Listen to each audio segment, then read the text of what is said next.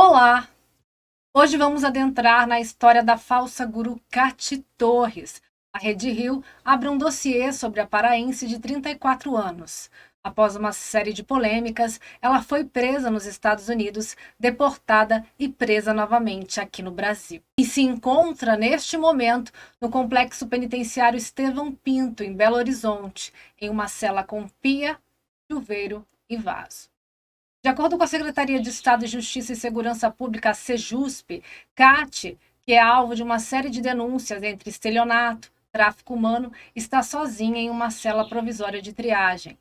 Cate chegou a Minas Gerais no dia 18 de novembro em um voo com 51 deportados. Eles desembarcaram no Aeroporto Internacional de Belo Horizonte, em Confins, na Grande BH. Ela foi recebida pela Polícia Federal, responsável por cumprir um mandado de prisão que havia sido expedido pela 5ª Vara Criminal de São Paulo.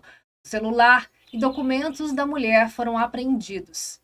Nós, hoje, vamos conversar com uma de suas vítimas, mas antes fica a pergunta: quem é Cate Torres? Olhos e façam o que o texto dessa postagem vai dizer para fazer. Ela nasceu em Belém do Pará, em uma família de classe média. Porra nenhuma naquela cara, de nordestino do caralho. Eu não sei nem de onde que ela é, mas tem uma cara de cearense, uma cabeça chata e... tudo que você fez aí nessa sua cara de cearense, de puta, de nordestina do caralho, mostra aí o seu passado. Ela é Diferentemente do que ela costuma relatar em seus discursos públicos e em seu livro. Ainda na adolescência, mudou-se para São Paulo para modelar, depois para o Rio de Janeiro, então para diversos países, escolhendo fixar residência nos Estados Unidos. Cate nunca foi uma modelo de carreira. Ela fez alguns trabalhos bons e outros nem tanto, com cachês mais baixos.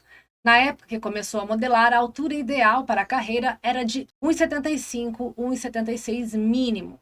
Hoje, com o boom das influenciadoras, a moda acaba aceitando padrões diversos, mas antes eram raras as modelos com menos de 1,75 de altura, como Kate Moss, por exemplo. Estas desilusões com o mundo da moda e a proximidade com o glamour, que ela teve acesso algumas vezes, podem ter contribuído para nutrir em sua mente uma ideia megalômana de si. Ela tentou emplacar algumas fake news, como um affair com Leonardo DiCaprio, conhecido por ter relacionamentos longos com top models, como por exemplo Gisele Bündchen, Bar Rafaeli e outras. Mas era um namoro fake, plantado por Catiúcia e desmentido pelo galã vencedor do Oscar. Katia, então, entre outras tentativas, acaba se lançando como life coach. A gente vê esses vídeos motivacionais falando que tudo tá na nossa cabeça e que todos os dias serão maravilhosos se a gente escolher assim. Mas tem dias que a gente sabe que isso não é verdade. A gente sabe que um dia vai haver alguma perda.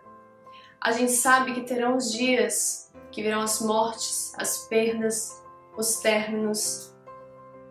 Toda vez que a gente passa por uma perda é a mesma coisa. A gente não consegue superar. A gente não consegue dizer para nossa própria mente que aquilo ali também vai passar. Mas você vai ter que reagir.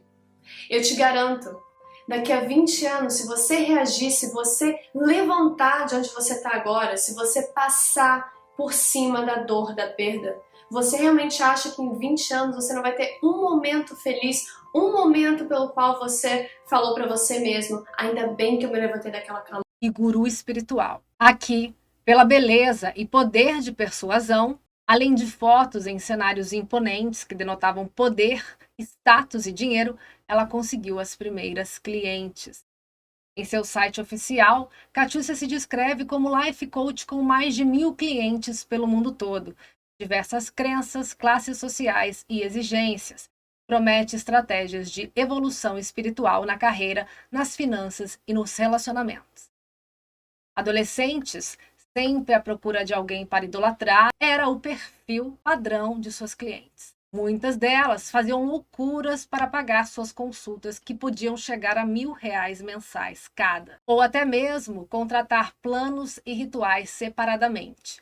como de bruxaria, banho alienígena, por exemplo. Kat ganhou muitos seguidores e clientes e lançou um livro chamado A Voz, onde conta a sua experiência de vida segundo sua verdade, e diz que vive e age comandada por tal voz, que serviria para lhe iluminar, conduzir a uma vida de perfeição, poder e muito dinheiro. Ela se dizia milionária. Em um momento de aperto financeiro, ela decide criar uma página, a Coisas de Kat, uma página de humor que chegou a 1 milhão de inscritos, onde ela produzia memes diversos com suas fotos, estando até pessoas famosas. É só apertar. Cat ou Kate? É Kat. Cat. Kat. Nem Cat, nem Kate. Não, é só Kat. É Cat. Kat Sou Torres. seu fã, cara. Viu? Acompanhei direto lá o Coisa da Cat, depois vi que você é a Cat Torres, uma menina linda. Não só linda, como Ela tem linda. chulé, ela tem chulé. Ela tem? Ela tem chulé, ela tem chulé. Não, mas assim, uma cabeça muito maneira, cabeça muito muito maneira, inteligente, uma cabeça- espiritualizada. Ela não toma banho, viu? Então, Então, mas é uma pessoa muito cabeça e isso que era, Beijo na pra verdade, você. importante falar. Em toda essa trajetória, Kat oscilava publicamente entre períodos de surto e aquelas mais em coach, e então apagava toda e qualquer pista de surtos em seguida das suas redes sociais. Até aqui, a história parece menos perigosa, apesar dos golpes. Kat tem uma página no Facebook onde está repleta de surtos seus, sem apagar, que incluem ódio a raças, ódio à pobreza, se diz Illuminati, declara apoio a Putin, diminui seus companheiros de vida, seguidores e humilha e ataca o trabalho de psicólogos. E é aí que tudo começa a ficar perigoso. Kat aconselha e induz suas clientes a parar com medicações para tratamentos mentais, como depressão, crise de ansiedade, pânico. Diz que suas consultas irão curá-las.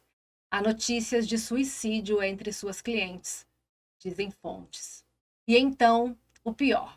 Kat convencia algumas de suas clientes a transferirem-se para os Estados Unidos com promessas de trabalho, riqueza e prosperidade. E então, uma vez lá, ela começava a explorá-las impiedosamente. Explorar seus trabalhos, explorá-las sexualmente, obrigando-as a se prostituírem e entregar a renda deste trabalho a ela, integralmente. E ai delas se fosse pouco. Quando se lamentavam de cansaço ou qualquer coisa desse tipo, Kat ria e debochava delas. Era sádica, impiedosa, dizem relatos. Desirê Freitas, por exemplo, trabalhava em um clube de strip das 9h30 da manhã à meia-noite todos os dias, e muitas vezes chegava em casa sem saber se comia ou se ia direto dormir, talmente cansada estava. Mas, às vezes, ela não tinha opção, pois Kat já havia marcado programas extras para ela fazer quando chegasse do clube de strip.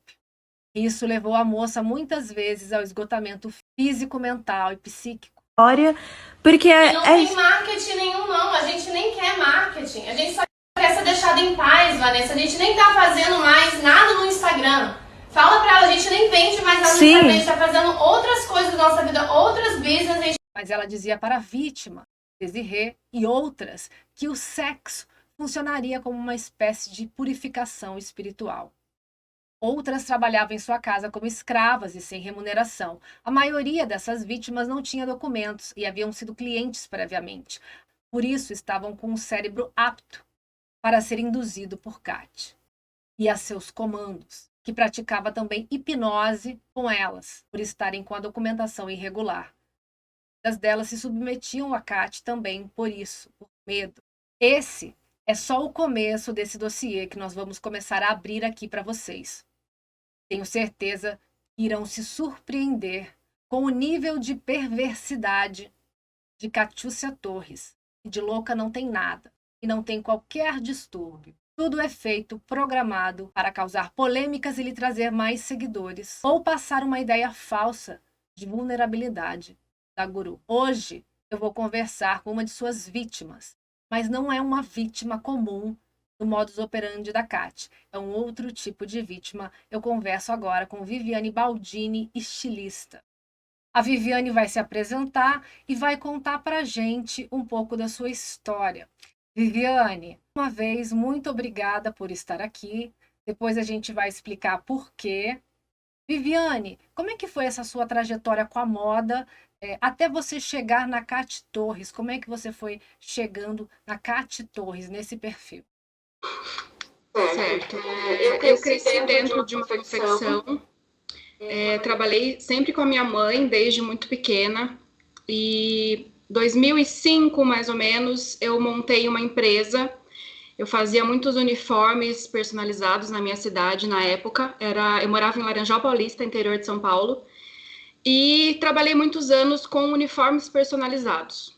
Depois de algum tempo que eu parei com os uniformes e comecei com roupas femininas. E aí eu fui desenvolvendo a parte mais de moda mesmo, até conhecer a Cate. Viviane, então você é do interior de São Paulo e hoje está em São Paulo porque se casou e também continua com a sua confecção numa capital, né, com mais projeção, é isso também, certo? Correto. Eu me mudei para cá em 2021 e montei, depois de tudo que aconteceu com a Cate, uma empresa aqui, uma empresa nova, com um nome novo, e já estou na minha segunda coleção. A gente completou um ano, na verdade. Entendi. Viviane, fala para mim quando você conheceu sobre a Cate, ou se você já conheceu diretamente a Cate, como é que foi essa história? E quando a data? Certo. Eu comecei a segui-la por volta de 2017, através do Instagram, e pelos textos que ela escrevia, tá? Não tinha nada a ver com confecção em si. Um belo dia ela postou no Instagram dela que ela queria uma empresa, que ela queria uma confecção no Brasil, na verdade uma pessoa especializada para montar uma confecção com ela. Que a ideia dela era montar uma marca de roupas aqui no Brasil. Foi onde eu procurei ser vista e eu vi uma oportunidade realmente de mostrar o meu trabalho, de crescer no meu trabalho, tendo em vista que era uma pessoa teoricamente bem-sucedida, uma ex-modelo, que aparentemente tinha muita experiência em moda, e através do que ela falou, né, nas redes sociais, que ela estava com essa disponibilidade de montar uma marca aqui no Brasil. E aí eu entrei em contato pelo Instagram. Entendi. Mas antes você seguia já ela, com as coisas dela, com como guru espiritual, essas coisas. Como é que você descobriu ela? Eu não me recordo muito bem como foi que eu descobri, mas eu segui a Cate pelos textos dela. Não era nem por essa parte de guru espiritual, porque na época eu nem me recordo dela fazer consultas, nem nada nesse aspecto. Eu comecei a ver isso um pouco depois. Eu sempre gostei dos textos que ela escrevia. Eu achava interessante o modo de ver, a forma de você superar algumas coisas. Então foi por essa questão que eu segui a Cate na época. Entendi. E ela falava o que naquela época? Qual que era o tipo de conteúdo? Sobre estilo de vida, sobre como ela vivia nos Estados Unidos, sobre beleza, acredito que é mais sobre isso, sobre relacionamentos, como as mulheres devem ser nesse aspecto, como elas devem agir, e coisas do coração, espiritualidade, meditação, essas coisas assim. Entendi. E ela parecia ser uma pessoa idônea. Parecia. Na época eu não desconfiava de absolutamente nada, muito pelo contrário, eu vi realmente uma oportunidade de crescimento no meu trabalho. E aí no ano de? Isso foi eu comecei a falar com ela no final de 2017, dezembro de 2017. Tá. E você conseguiu a possibilidade ali de ser vista nas redes sociais dela te dar, assistente dela entrar em contato com você quando? Quanto tempo depois?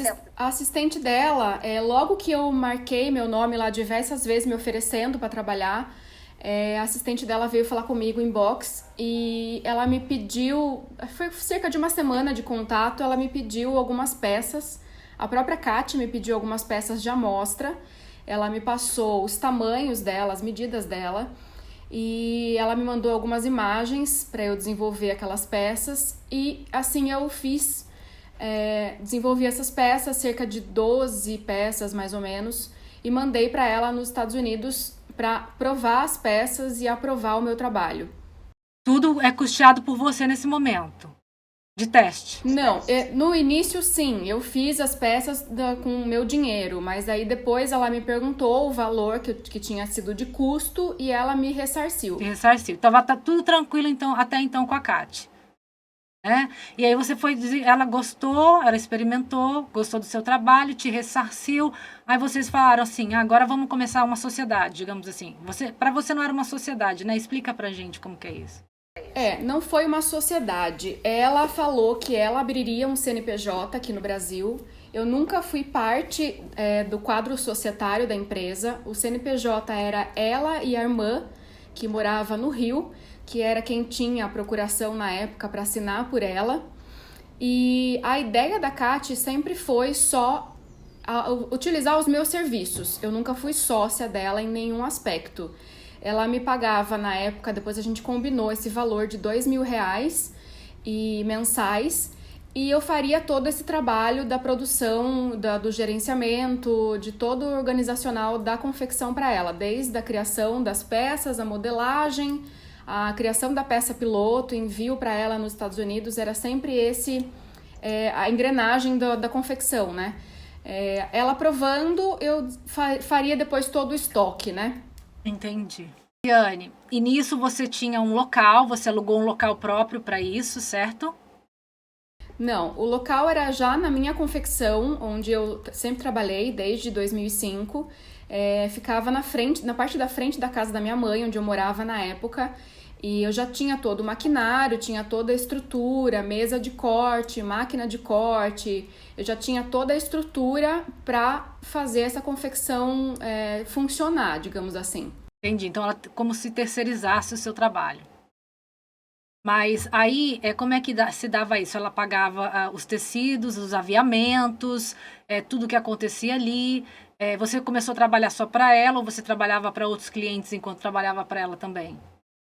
Não, eu comecei a trabalhar só para ela. Ela, inclusive, me pedia exclusividade no serviço, porque era muita coisa para ser feita. Então, eu nem conseguia colocar outro tipo de trabalho intercalando, né? E toda a parte de aviamento, de tecido, ela me mandava, quando necessário, dinheiro para eu comprar esse material. E depois que começaram a haver faltas, né?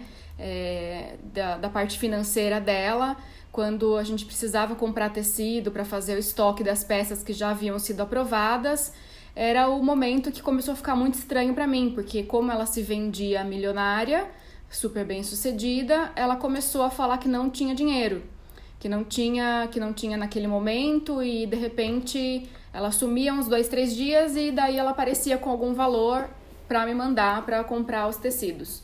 Entendi. Achar muito estranho tudo. Tá. Viviane, eu vi um perfil da Kati, né, do Facebook, onde ela não tem nada dessa Kati que você descreve, de uma líder espiritual forte, que se possa acreditar minimamente, certo? E você falou agora aqui que às vezes ela tinha dinheiro, às vezes ela não tinha dinheiro, certo?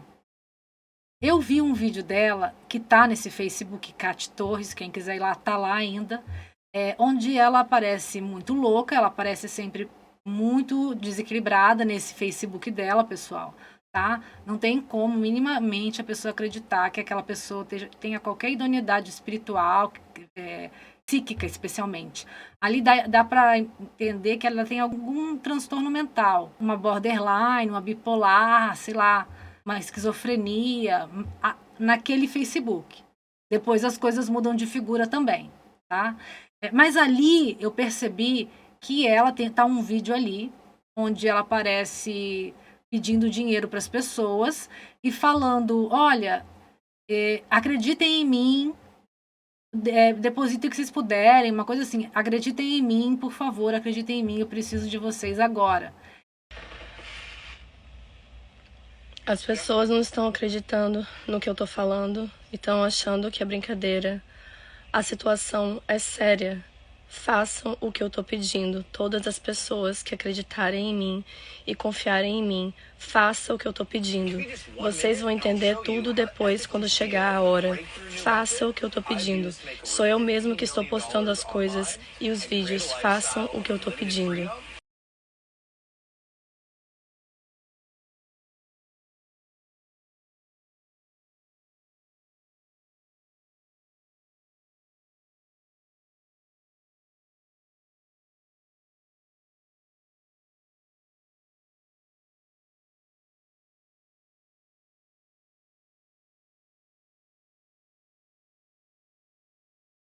de repente ela pode também conjecturar, configurar ali naquela expressão dela drogas.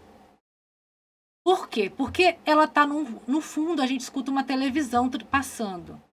E sempre ela tá com alguém no fundo, ela sempre faz foto com essa pessoa no fundo, que é o companheiro dela, né? Ela sempre está em algum hotel e dá a impressão que ela está em algum hotel onde o cara deve estar ouvindo a televisão no fundo, mas é uma conjectura minha, por investigar todas essas outras fotos, essas outras postagens dela. E sempre parece que ele está ali e ela vai ali, abre o celular e tenta conseguir alguma coisa para eles, para ela, não sei. Essa é a minha impressão, da impressão que é uma pessoa que se droga e que de vez em quando precisa de dinheiro, vai lá e pede. Consegue esse dinheiro de alguma maneira com alguém, sei lá de qual forma.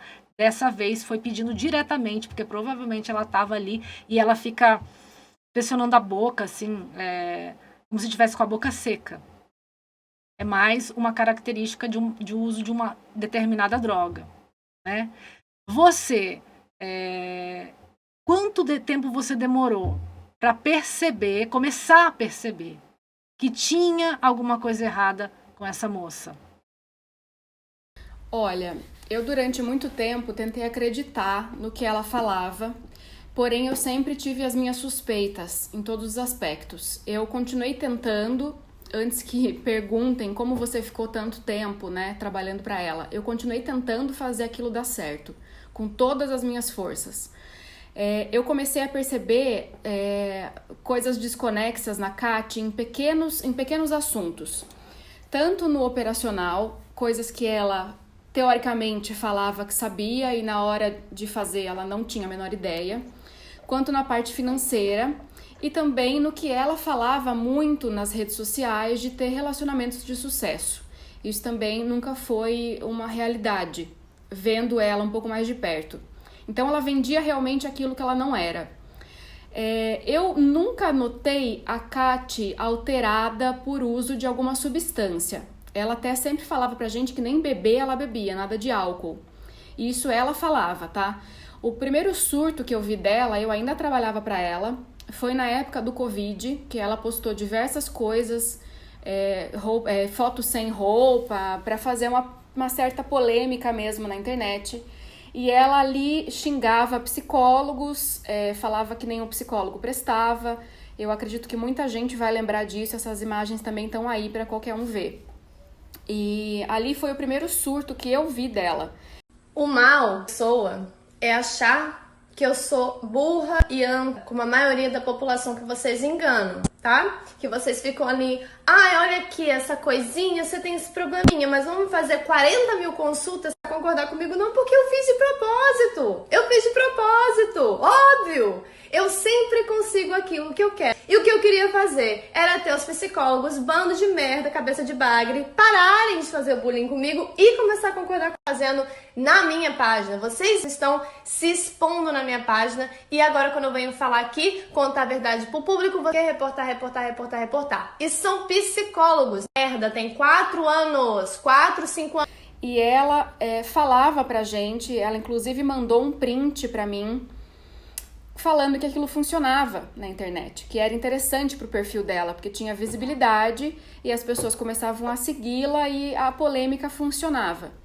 Então, eu comecei a ver que aquilo talvez começasse a ser mais comum do que eu gostaria, porque eu não gostaria de estar envolvida em nenhuma polêmica, mas eu vi que ela gostou daquilo. Essa é a impressão que eu tive na época. Meses depois, ela me mandou embora, certo? Ela me dispensou.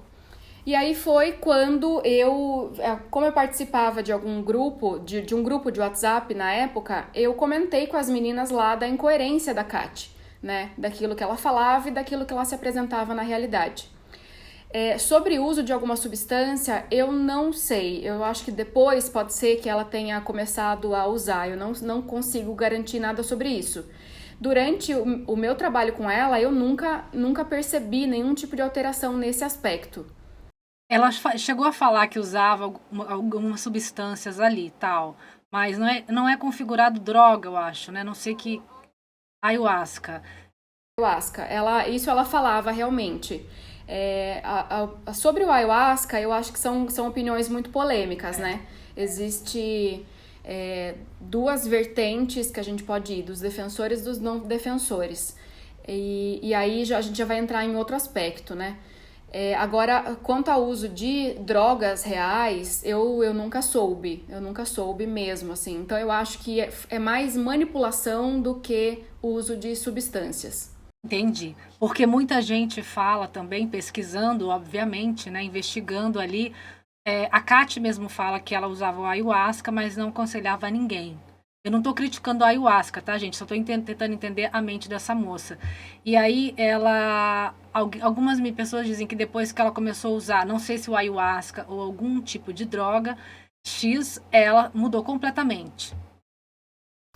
Eu acho que a Kati, na minha visão, ela beirou o desespero. Assim, analisando o histórico dela desde quando eu conheço, a impressão que eu tenho é que ela tentou diversas coisas e nenhuma delas deu certo, e aí ela chegou no real desespero, que foi quando ela começou a fazer isso com as meninas, né? E começou a envolver essas meninas, porque até então eu não sabia de nenhuma menina que tenha ido pra lá pra morar com ela. Mas isso eu não sei, né? Eu não sei se realmente houve nessa época ou não. Eu não tive consciência disso, eu não soube de nada nesse aspecto. Então, a impressão que eu tive dessa história toda até hoje é que ela foi modelo e depois não deu certo. Ela escreveu um livro e depois não deu certo. Eu digo não deu certo assim, não teve continuidade na carreira. Uhum. Ela tentou a confecção, não deu certo. Daí ela tentou o lado espiritualista e ela também não conseguiu manter esse personagem. Porque, ao meu ver, era um personagem que ela fazia. Certo? E aí, eu acredito que tenha beirado realmente o desespero. Ela não conseguiu manter um casamento para poder ficar lá e ter uma vida confortável. E aí, eu acho que, não sei, resolveu mudar o estilo de vida dela, entendeu? Essa é a impressão que eu tenho hoje. Tá. Você, antes de chegar lá na sua ruptura com ela, você relatou algumas coisas para mim, né? Você falou da relação ao trabalho em si, como é que ele era, né? Você chegou um momento que você só conseguia trabalhar para ela, não só, ela queria exclusividade, você só trabalhava para ela. Vocês tinham um e-commerce, certo? Certo. O site demorou um pouco para ser lançado. Durante esse tempo eu fui fazendo todo o estoque das roupas e mantendo lá no meu espaço. Espaço esse, detalhe, que eu acredito que até hoje, eu preciso até verificar quanto a isso, mas acredito que até hoje esteja ainda na prefeitura de lá, ainda a empresa aberta, porque minha mãe ainda recebe as taxas de licença. Então ainda tem isso para eu verificar. Para pagar. Mas ela nunca pagou aluguel desse espaço, então eu mantinha todo o estoque lá para que a hora que o site fosse lançado, a gente tivesse já uma certa quantidade de roupas para serem vendidas. E Viviane, você ficou quase 3 anos com ela. Fazendo tudo. Quase não, foram 3 anos. 3 anos. Você teve algum retorno com isso? Então, o meu retorno era realmente R$2.000 mensais. Durante a pandemia, acho que foram 6 meses mais ou menos, ela me pagou metade desse valor, só R$1.000. E aí depois, quando ela foi voltar a pagar o valor integral, eu falei pra ela, olha, Kati, não tenho mais como trabalhar por R$2.000. Eu morava com a minha mãe e com a minha irmã na época e eu me abstive de toda a minha vida social. Não só por falta de tempo, porque eu realmente entrava muito cedo e ficava até de madrugada, e os meus amigos podem comprovar isso, que eu não tive mais vida social nessa época, e também para economizar, porque eu ganhava muito pouco, então não era mais conveniente para mim, sendo que eu também já estava desesperançosa, sabe? Daquilo dar certo. Eu estava vendo já que não ia dar certo por conta de toda a enrolação que a Kati era, né, na época. Então foram os últimos meses que eu trabalhei pra ela, eu pedi pra ela aumentar esse valor e aí logo depois ela me dispensou. Não tinha um acordo, pelo menos assim, se começar a vender você vai passar a ganhar mais, tal? Teve uma época, no começo ela me prometeu isso, só que isso nunca aconteceu. O site foi pro ar, a gente vendeu algumas peças, eu nunca tive participação de lucro nenhum nisso e...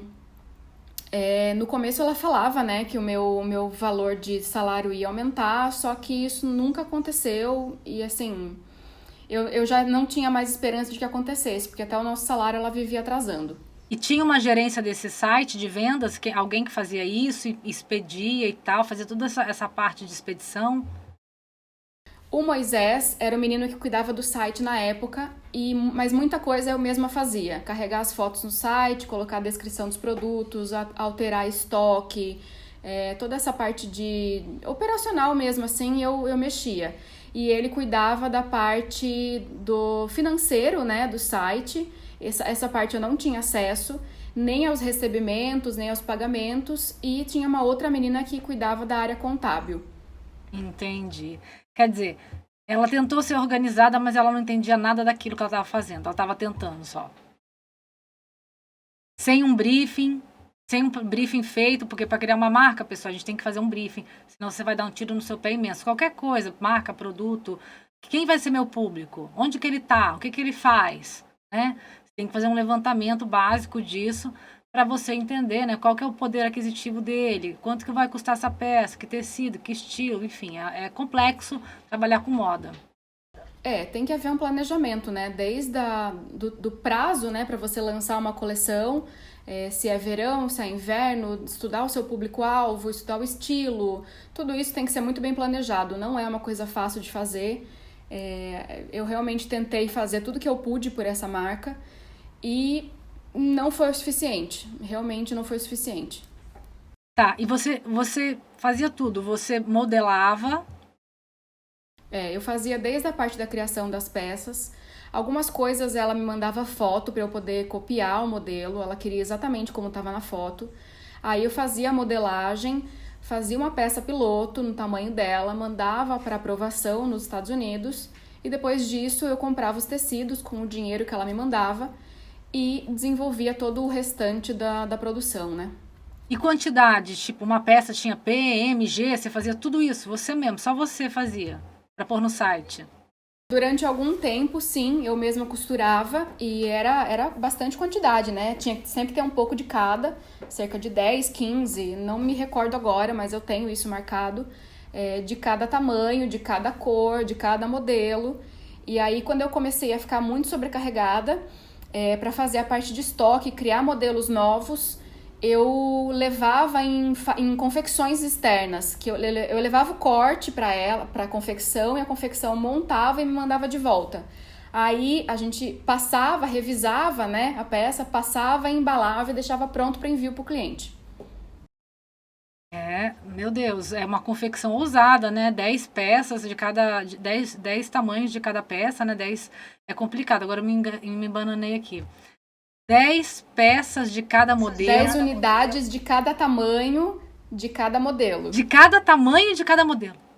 Sim, exato. Tinha do PP ao GG, por exemplo. Então tinha que ter uma certa quantidade de cada, porque a gente não sabia quanto ia vender de cada. Então você tem que fazer um estoque. Daí vai muito de cada empresa o que vai investir, se 10, se 20, se 30, se 50, entendeu? Vai muito do tamanho da empresa e o quanto ela quer investir. Empresa? A empresa se diz a sua, né? Não que você vendia para empresas. A confecção, por exemplo, no caso dela, ela decidia, por exemplo, se a gente quer fazer 50 peças, nessas 50 peças a gente divide um pouco de cada tamanho, ou faz 10 de cada, ou 5 de cada, ou se for uma empresa maior, geralmente faz um estoque maior, que tem mais giro de vendas, né? E assim, o primeiro lançamento no site, a gente teve venda, sim, só que as peças estavam caras. Eu falava sempre isso pra ela, falava, Kátia, o seu público não é esse, a gente tem que fazer uma peça um pouco mais barato para poder vender mais, ter um giro maior. Mas ela sempre acreditou tanto no potencial dela, que ela falava, não, as minhas clientes vão se esforçar e vão pagar esse valor que eu tô pedindo, porque tudo que eu uso elas querem ter.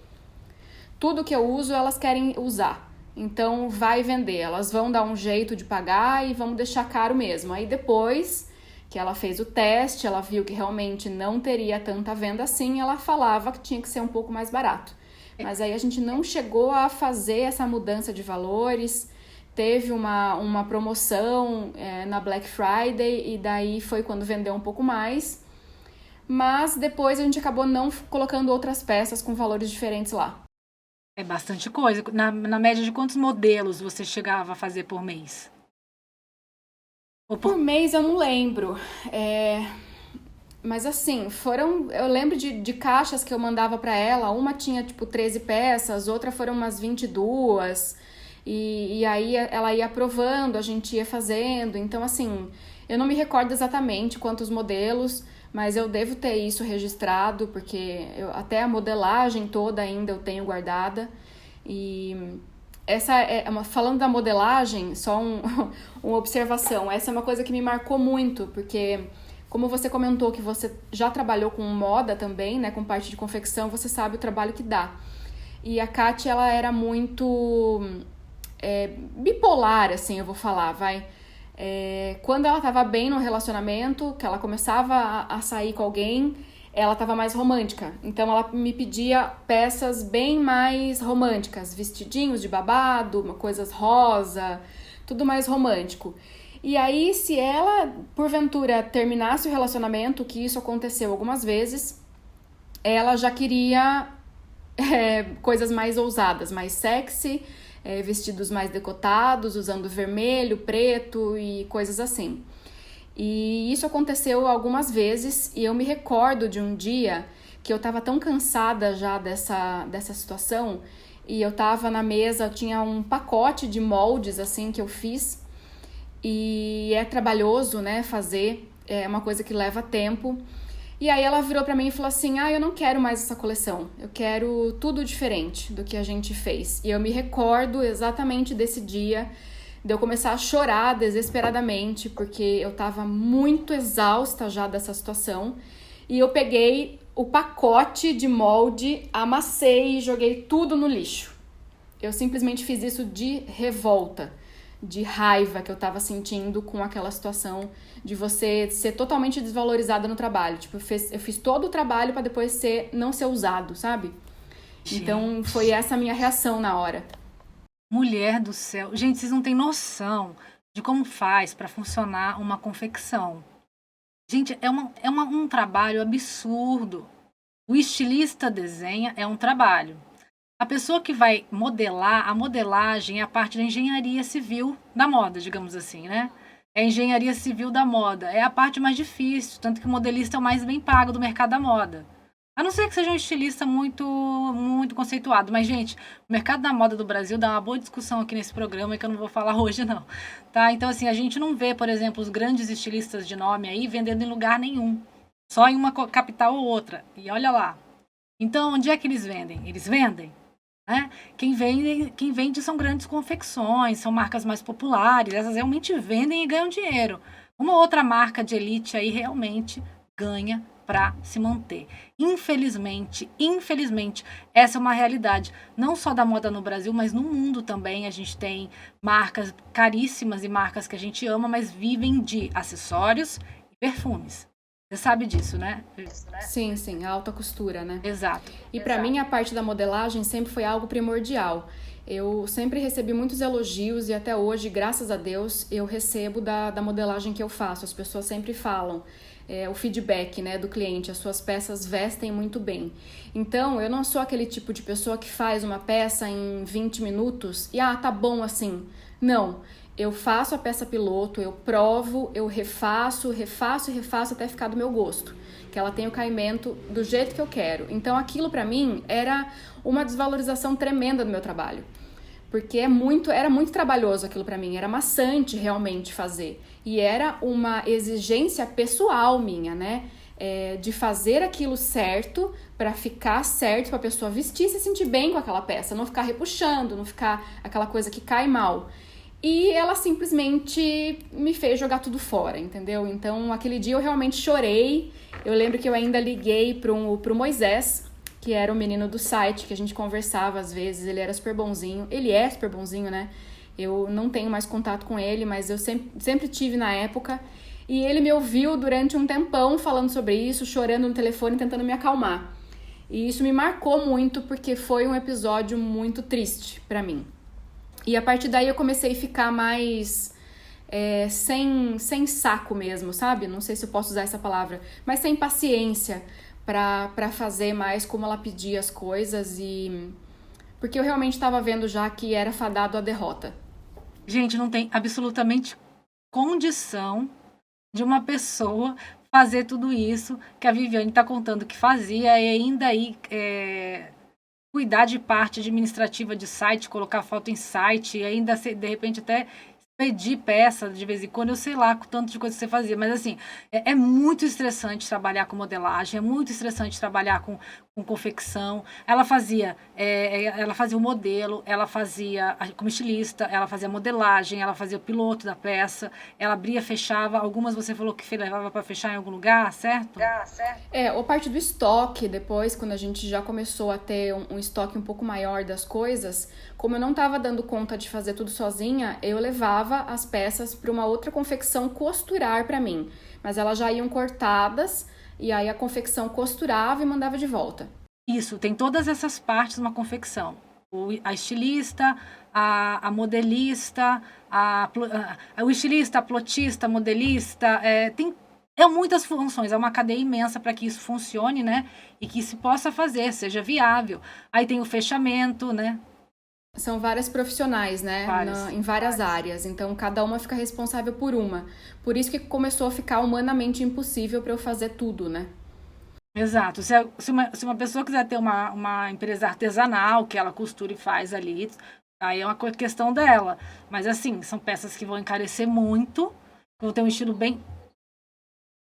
Exato, bem próprio e, assim, uma variedade de modelos menor. Porque não existe, né? O ser humano não vai se transformar numa máquina, né? Então, você achava que você era uma máquina.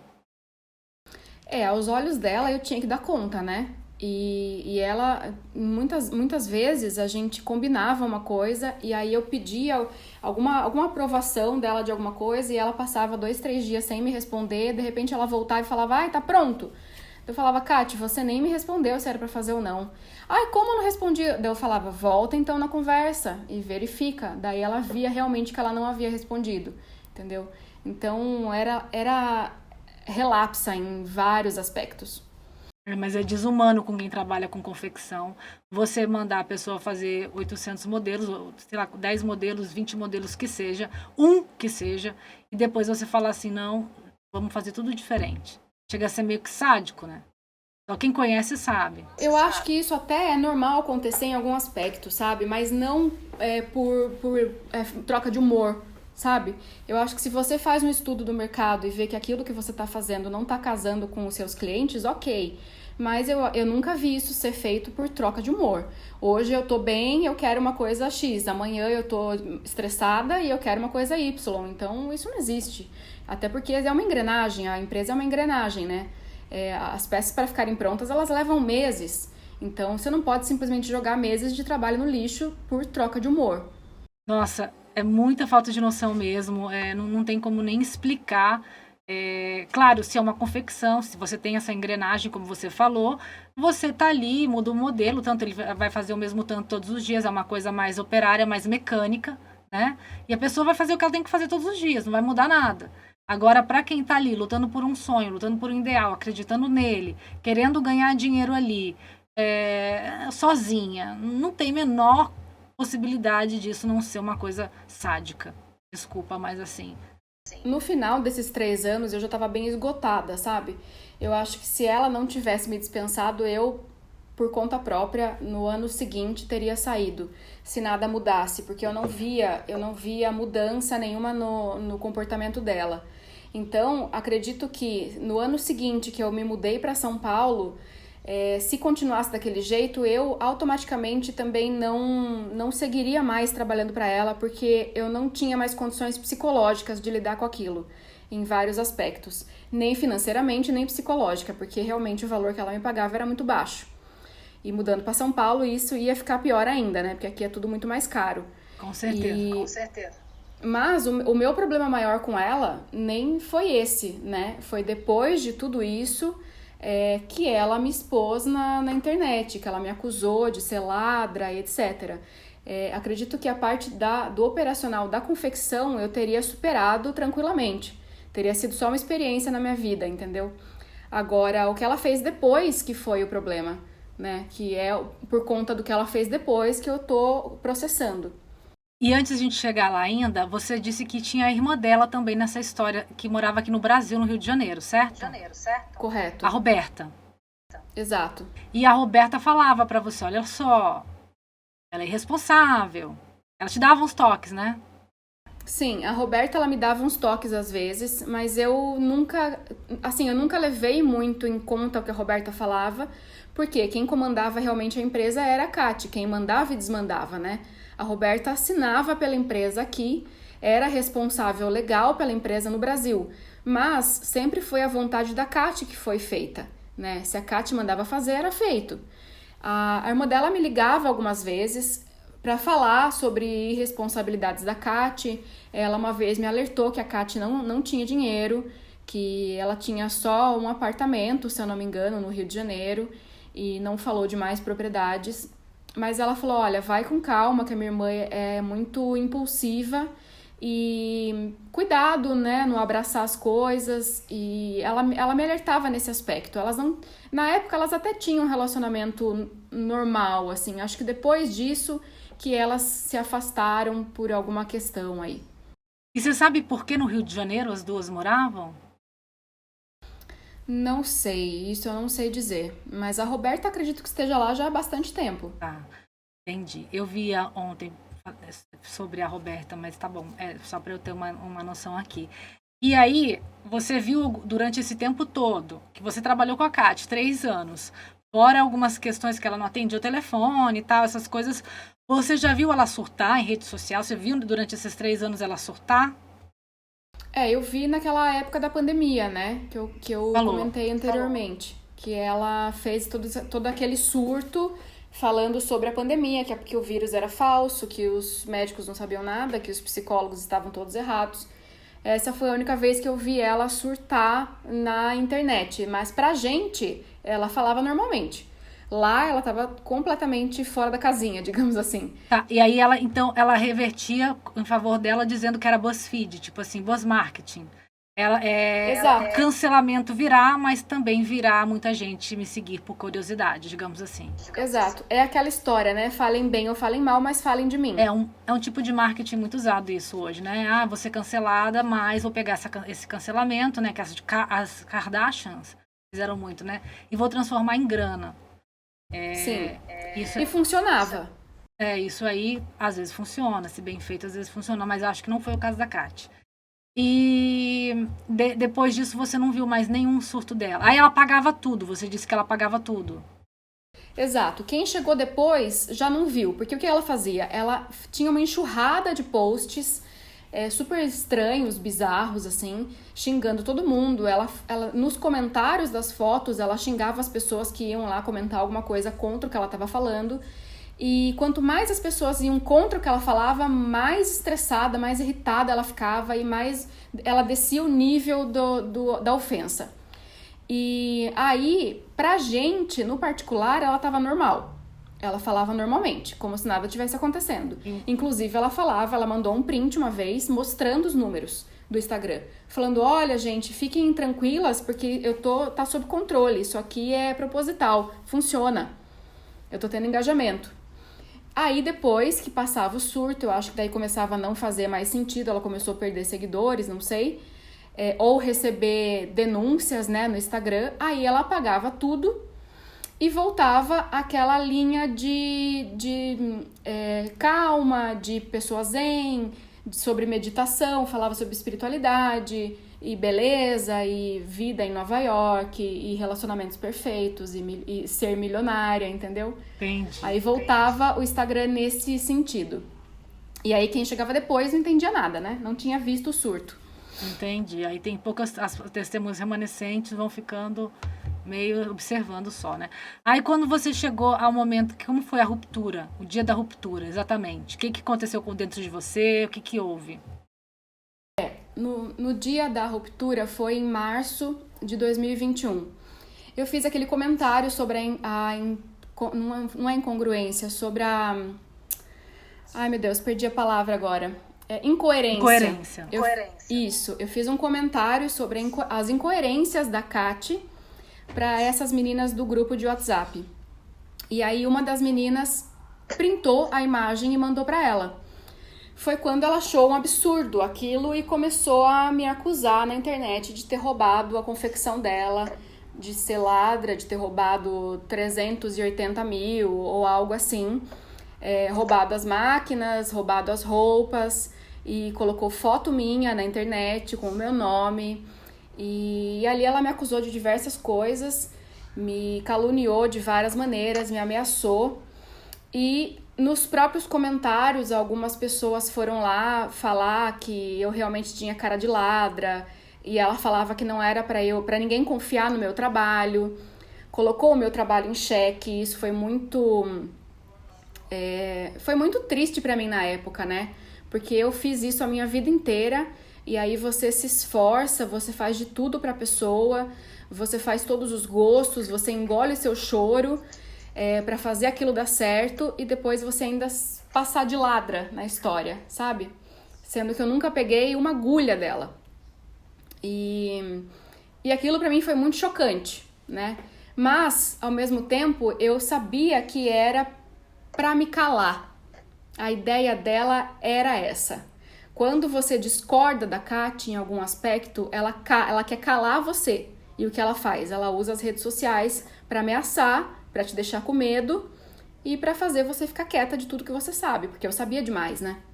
Quer dizer, ela não reage com hater, ela reagia com qualquer um que dissesse qualquer coisa que batesse errado nela também. Que o funcionário roubava, e eu nem tava falando só de você, sua desgraçada. Eu tava falando de todos vocês que roubaram, um de fio da puta que me roubou, né? No passado, e desde que minha mãe morreu, porque eu fiquei mal com a minha mãe, muita gente me roubou, porque eu tava mal, tava de luto, tava lá caída. Falei nos meus stories, inclusive, que eu sei que você é uma filha da puta, não tem nada pra fazer, né? Porque não trabalha, né? Desempregado, caralho, preguiçosa da porra, não faz nada o dia todo, fica só querendo roubar os outros, né? E eu sabia que tu tava assistindo meus stories, imaginava, né? E aí eu postei nas minhas stories. A única pessoa que eu falei, pois eu desço no inferno, mas eu faço essa mulher pagar. Depois de tudo que tu fez comigo, essa desgraçada, tá? Aí, tô muito bem aqui hoje. Aí ela devolveu no mesmo dia que eu falei, eu vou desistir. Eu vou acabar. E as pessoas a quem ela fazia realmente errado, ela surtava e agredia, tentava reverter para a pessoa. Como nós vimos ela fazendo uma coisa doentia, absurda, eu nunca vi uma coisa tão doentia na minha vida, pública, expressa pelas principais interessadas do que aconteceu ali com Yasmin Brunet e com o Luiz Bate, né? Gente, eu tô tentando aqui a ajuda de vocês, eu quero pedir a ajuda de vocês. Eu tô tentando falar e vocês não estão acreditando, por favor. Por favor, a Desirê tá em perigo, a Yasmin Brunet ainda tá com ela lá. Eu consegui sair do cativeiro, mas a Desirê continua lá. Eu vou tentar salvar ela, eu vou tentar arriscar minha vida por ela. Cidade alerta. Exato. É meio que uma cortina de fumaça que ela coloca, essa é a impressão que eu tenho. Ela tenta fazer a pessoa se calar, e o assunto real ali, naquela história do Luiz Bach e da Yasmin Brunet, ela tentou meio que jogar uma cortina de fumaça, mas não deu certo. Eu acho que ali o tiro saiu pela culatra, literalmente, né? Que tomou repercussões muito maiores e chegou onde chegou. Porque você chegou a fazer denúncia também, boletim de ocorrência.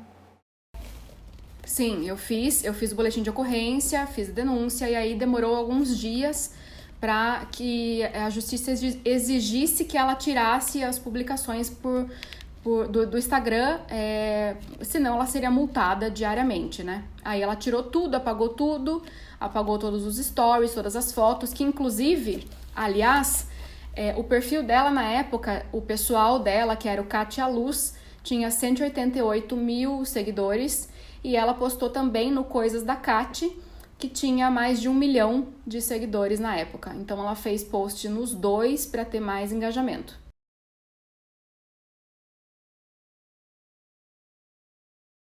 Mulher, e tu não processou ela? Processei, estou processando. Financeiramente eu tô falando. Então, o meu processo, ele pede indenização, né? Danos morais. E eu salvei todos os vídeos, graças a Deus que deu tempo de eu registrar tudo em cartório, uma coisa bem certinha para que ela responda por isso, porque a sensação que a Kat sempre teve é da impunidade. Como ela nunca teve endereço fixo, ela não parava em lugar nenhum. Hoje a gente sabe que nem documentação, pelo jeito, ela tinha. Então, ela sempre achou que ela não seria pega, entendeu? Tanto que o meu processo até hoje não conseguiu correr de forma certa, porque eu não tinha como citá-la. Ela estava nos Estados Unidos e ninguém sabia onde ela estava, então como eu ia citá-la, entendeu? Hoje que ela está no Brasil, a gente consegue dar andamento nesse processo, mas até então eu meio que estava vendo que nada ia acontecer, entendeu? E aí, como ia ser? Porque assim, o que voz eu tenho para falar que nada disso aconteceu, que eu não roubei? Muitas pessoas viram, amigos meus, pessoas da minha cidade, é uma cidade muito pequena, todo mundo me conhece, então o que as pessoas da minha cidade estavam pensando, certo? O que eu ia falar, como eu ia me defender, sendo que eu não tenho essa quantidade de seguidores, eu não tenho a voz que ela tem. Ou seja, essa mentira nunca ia ser desmentida. Ainda bem que você não tem aquela voz dela, né? Tô brincando, agora só para descontrair, Viane, mas assim, o prejuízo é imenso para sua imagem. 1.280.000 pessoas vendo e, sei lá, multiplicando e compartilhando sei lá onde, porque a gente não sabe, ela sabe aonde, porque ela vê o Analytics. Mas a pessoa, você não sabe, né? Então, assim, um prejuízo imenso, é uma coisa que ela tem que ressarcir, assim como ela tem que ressarcir outras pessoas também, que ela fez a mesma coisa, como ela fez com esses apresentadores. Inclusive, ela fez vídeos antes um pouco de ser presa, né? Antes, um pouco de ser presa, falando que o Brasil era terra de ninguém, que aqui não tinha justiça e tal. E ela tá presa agora no Brasil, em Minas Gerais. É uma coisa que ela sempre repetia nos stories dela, que não tinha justiça pra ela. Que ela não tinha medo de ninguém, ela não tinha medo da polícia, ela não tinha medo de juiz, que ela não tinha medo de advogado, que ela não tinha medo de ninguém. Que nada nunca ia acontecer com ela, que ela nunca responderia por nada e que ela continuaria postando se eu ousasse a falar o nome dela na internet de novo. Ela tem um story que eu salvei, que ela falou exatamente isso. Se você parar, eu vou pensar em parar de falar de você. Agora, se você voltar a tocar no meu nome na internet, eu vou postar tudo de novo, vou falar tudo de novo e vou fazer tudo de novo. Porque comigo nada acontece.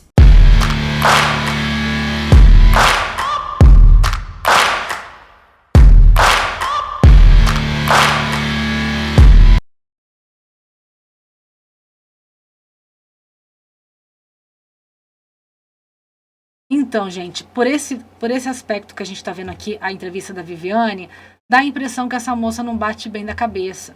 Se você for no Facebook dela também, você vai falar assim, não, o que eu falei no início da entrevista aqui.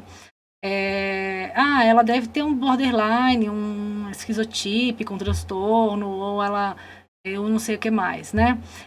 Mas, de acordo com o andar das investigações, a gente vê que ela não tem problema nenhum, tá? Até porque uma pessoa assim não consegue viver em sociedade sem tomar medicamento, né? Medicação. Então, assim, ela não toma medicação. No processo já, da Polícia Federal já tá, ela não toma medicação. Ela estava querendo sair da cadeia alegando que ela tem transtornos mentais e estava grávida. Ela não tem transtornos mentais, ela não toma remédio nenhum. E ela é fria, ela gosta de subjugar as pessoas e ela se faz de louca quando convém. Ela fez uma coisa doentia, que foi quando começaram a incitar os famosos para irem atrás das meninas Desirê e Letícia, né? Que elas estavam desaparecidas. A família da Desirê queria a Desirê, a família da Letícia queria notícia da Letícia, que haviam desaparecido depois de ter contato aí com a Kate. Até de setembro para cá, acho que não dava mais notícias, de agosto para cá.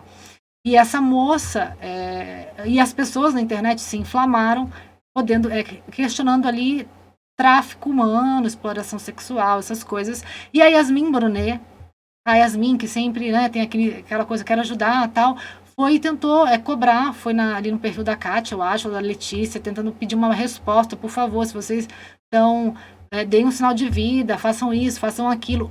Chegou no Bate, o Bate ficou meio assim, será que eu falo desse caso? Será que eu não falo? No Instagram dele ele escreveu, não sei.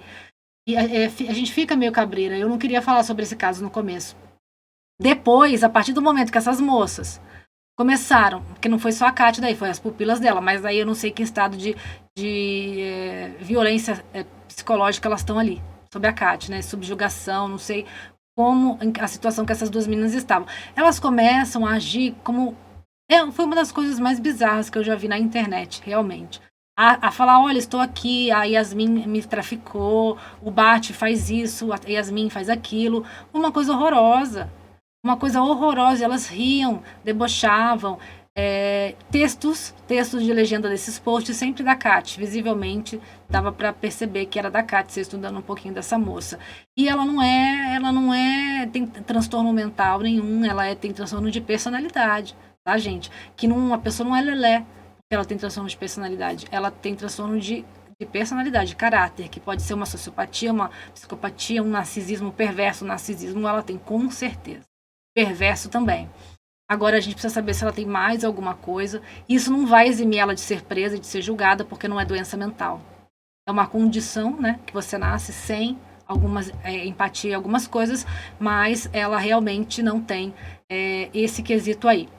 E Viviane, para a gente terminar aqui, né, depois a gente vai ouvir também outras pessoas do caso, né, que inclusive você ajudou bastante a gente nisso, e conversar novamente conforme as demandas forem vindo, né? Conforme a questão for abrindo, o inquérito for sendo revelado. Está na Polícia Federal, então não tem como ver, né? E se for se tornar depois público, Ministério Público normal, né? Não federal, adquirir o processo ali, deixar ele em domínio público, a gente pode ter acesso ou não.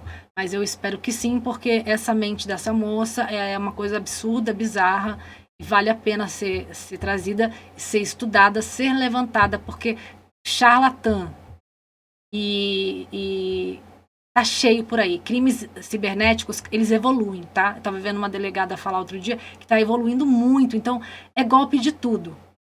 E às vezes a gente não tem culpa, como é o caso da Viviane, ela estava acreditando no sonho dela, estava acreditando que ela ia conseguir levar essa marca dela, que ela trabalhava tanto, né, pelo amor de Deus. Ela não conseguia nem raciocinar depois de um certo tempo, eu acho. Não tinha nem tempo para raciocinar, não tinha nem vida social, como ela disse. Mas eles levam essas pessoas na conversa, mas algumas pessoas também, gente, se fazem levar, tá? Porque tem muita coisa aí que a gente olha, bate o olho e fala assim, não. Escreveu um livro tal, mas quem é? Por quê? Conhece a história? Esteve presente nessa história? Pesquisou? Não, mas o quê? Você vai comprar por quê? Né? Você vai atrás por quê? Você vai dar dinheiro para ele por quê? Por religioso tal, se você já está sabendo de um monte de coisa aqui. Então tem coisas que a gente precisa também dar uma analisada, dar uma acalmada na emoção e dar uma analisada.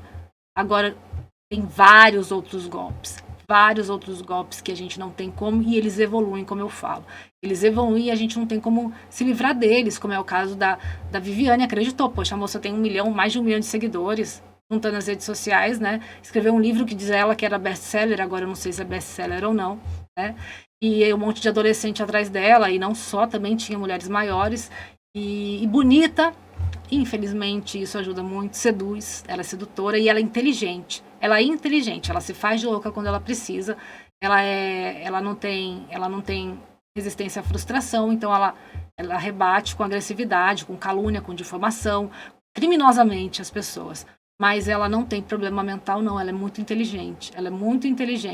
E a gente vai continuar falando dessa moça aqui. A Viviane foi a primeira das testemunhas, tá? Que dedicou 3 anos da vida dela para essa moça. Viviane, o que você espera hoje, né? Graças a Deus também, graças a ter batido nessas pessoas. O caso andou. Essa moça foi deportada, a gente soube da real situação delas também. E a justiça vai começar a se desenhar agora. Mas o que você espera? Teve uma situação de um carro também que a gente não falou aqui hoje, porque na verdade nós já tínhamos gravado essa entrevista, deu um problema, a gente teve que regravar, então perde um pouco assim o conteúdo e a espontaneidade, mas a gente tentou fazer o nosso melhor. E teve uma história de um carro também que a Viviane precisava para trabalhar, levar para cá, para lá, as peças e comprar tecido, enfim, eu nem sei como você fazia isso sem um meio de transporte assim. Mas tem muita coisa para ser dita, mas eu queria saber o que você espera. O que você espera desse caso? O que você acha? O que você espera que as pessoas ainda conheçam de Kat Torres? Olha, depois de tudo que eu vi nos últimos meses, eu já não me surpreendo com mais nada vindo dela. O que eu espero desse caso é que ela realmente pague por quaisquer e todos crimes que ela tenha vindo a cometer. Não só comigo, como com as outras meninas. Que tudo seja provado, que as coisas fiquem às claras e que ela seja responsabilizada. porque é muito fácil você alegar doença mental e se abster de pagar por aquilo que você fez para os outros, né? E assim, eu não acredito que ela tenha nenhum problema mental. Ela é engenhosa, ela é inteligente e ela é extremamente narcisista. Então, realmente, é uma pessoa que é um pouco perigosa, digamos assim. Muito. Ela manipula as pessoas. Essa personalidade que a gente viu atualmente dela não se formou do nada. Isso vem sendo galgado durante esses anos. E assim, as pessoas se perguntam como algumas meninas caíram nessa história da Kati, de ser uma life coach, de seguir os conselhos dela. Mas eu quero deixar bem claro aqui que eu acompanhei algumas meninas, que eu vi as mensagens que as meninas mandavam, e são pessoas extremamente carentes, extremamente abaladas psicologicamente, e todo mundo passa por isso uma vez na vida. Então não dá para julgar uma menina que está precisando de um apoio emocional, que ao invés de procurar uma psicóloga real, procura uma life coach que está vendendo um atalho, digamos assim, porque a única coisa que ela busca é melhorar, é ficar bem. Então é muito fácil essas meninas serem manipuladas, e era isso que a Kati fazia muito bem, tá? No meu caso, não foi a manipulação mental com relação a amor, a sentimento, a essas coisas assim, a psicologia. Mas ela usou do meu trabalho e depois, por nada, só para me calar, ela resolveu me caluniar. Então, eu acho que o que eu espero realmente é que ela pague por tudo que ela fez para todos nós. Perfeita oratória sua, Viviane, perfeita mesmo, melhor impossível, né, a descrição da Kati, você tem propriedade para falar sobre isso, né, e só para a gente encerrar, então, você acha que as meninas, claro, explorar a vulnerabilidade das pessoas, seja por meio da fé, por meio de qualquer forma, né, é terrível, é de uma psicopatia absurda, né? Por isso que eu falo, gente, cuidado onde vocês vão, a igreja, o templo, a pessoa, o líder espiritual, o coach que vocês vão seguir, pelo amor de Deus, dá uma pesquisada antes, vai no Jus Brasil, joga lá, né? Então, assim, toma cuidado, porque a gente sabe que a vulnerabilidade, a tristeza, né, a carência, faz, às vezes, a gente começar a se apaixonar pelo poste, né? Não no sentido de um homem, esse amor romântico, tô falando de acreditar, de seguir, né? Também fanatismo, paixão, enfim. É muito complicado, a gente tem que tomar muito cuidado, especialmente quando a gente está vulnerável. Tomar muito cuidado, porque é aí que a coisa aperta, tá?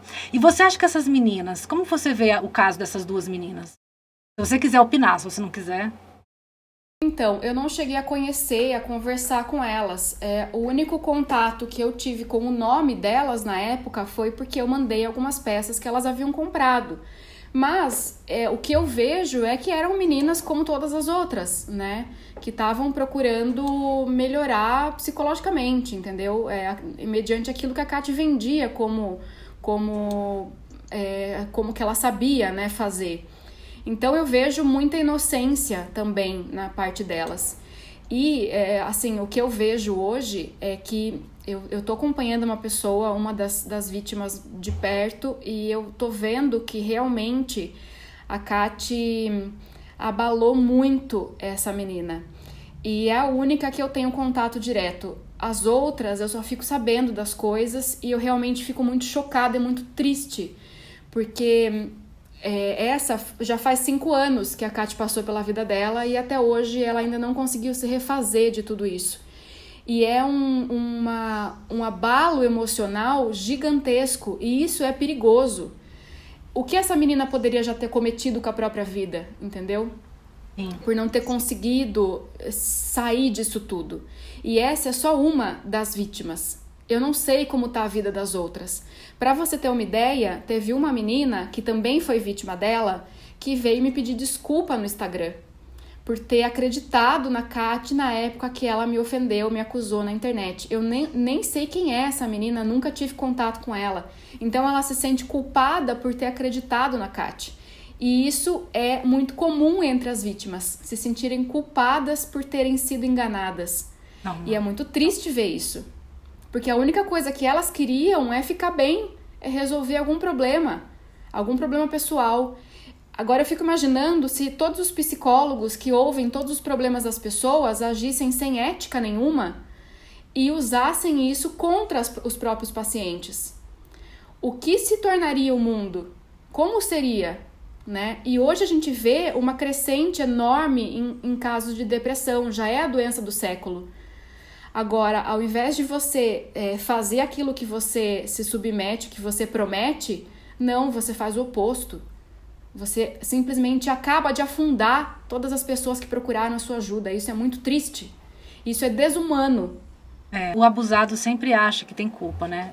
Até ele realmente ter um tratamento e entender, colocar cada coisa no seu lugar. E a gente tem que tomar muito cuidado, porque esse mercado, fruir da vulnerabilidade, das tristezas, das fraquezas das pessoas, só prospera. Só cresce. E a gente vê, às vezes, uma vítima colocando nos stories, fui vítima dela, ela fez isso, aquilo comigo. Aí, às vezes, as pessoas têm até preconceito, sabia? Mas você começar a ouvir a história daquela pessoa, você começar a conversar com aquela pessoa, você vai falar assim, meu Deus do céu, tinha muita coisa aí, eu não sabia, né? Tinha muita coisa aí e eu não sabia. E deve ter muito mais, são 20 vítimas que denunciaram, que eu saiba até agora, mas devem ter muitas pessoas mesmo. Tem. Eu mesma conheço 2 que não querem falar até hoje. Então, assim, certamente tem muito mais gente que não quer colocar o nome, que não quer colocar a cara. E com essas 2 eu já conversei e falei, olha, é importante que vocês falem, porque vai só aumentar o número de vítimas. E até para a pessoa se curar, eu acho importante ela relembrar dessa história. Porque enquanto você não revê a história, você também não entende o que se passou. Então você não se perdoa e você continua achando que a culpa foi sua. Então eu acho importante que todas elas revejam essa história, por mais que doa. Eu mesma, por mais bem que eu esteja psicologicamente com essa história, sabendo da verdade, sabendo que eu não fiz nada de errado, rever tudo que ela me fez foi horrível. Eu me senti mal o dia que eu revi os stories. Eu me senti mal o dia que eu reli todos os posts que ela fez, todas as mensagens que as pessoas postavam ali embaixo, falando mal de mim, me julgando. Eu me senti mal e eu nem sou tão vulnerável psicologicamente quanto essas vítimas que sofreram tudo isso. Agora eu imagino essas meninas que até hoje estão sofrendo com essa história.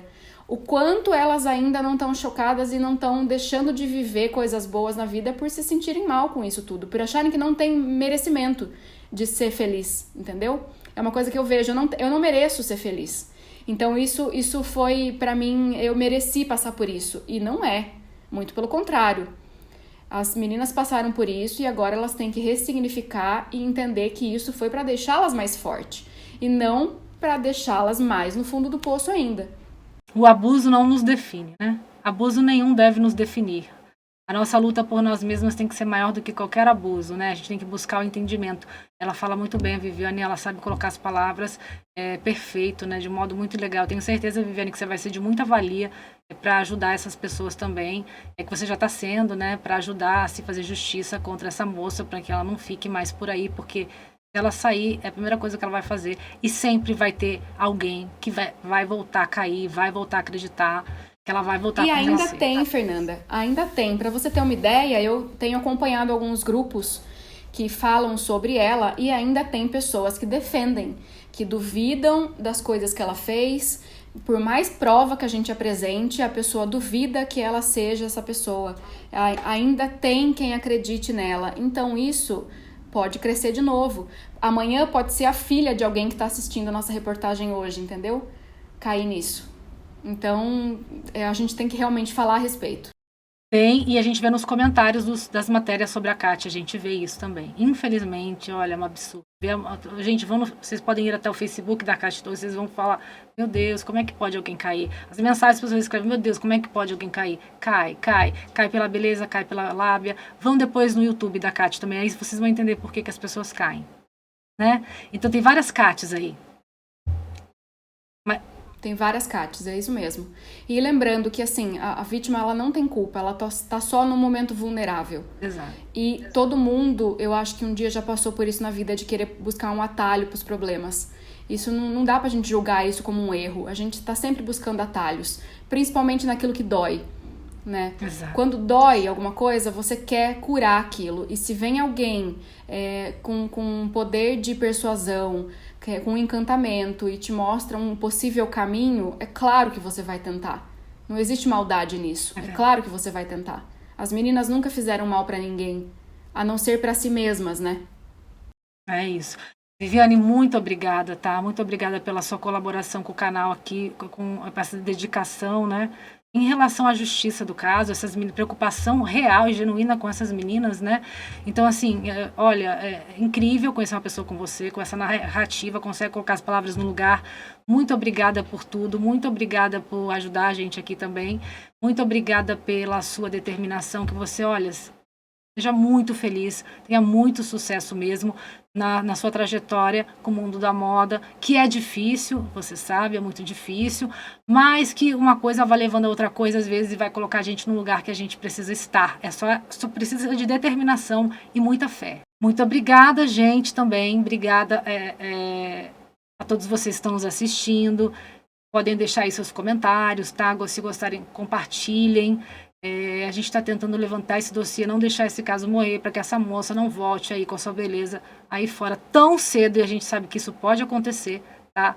E copte ainda mais meninas para coisas ainda piores que a gente vai trazer aqui depois. Obrigada. Essa foi a história de Viviane com Kat.